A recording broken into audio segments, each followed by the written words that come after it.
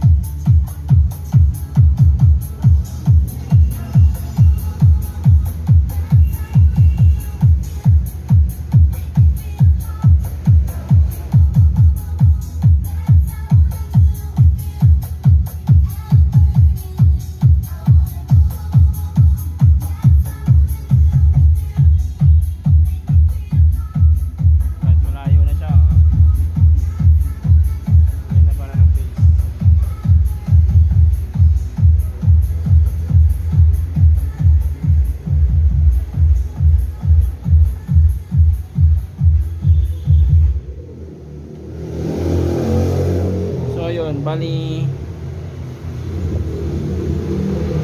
yan yung power niya. I mean yan ang tunog ng 550 watts na jackhammer. So what more kung mas higher wattage yung in-load natin dyan, 1000 watts or 1200 watts na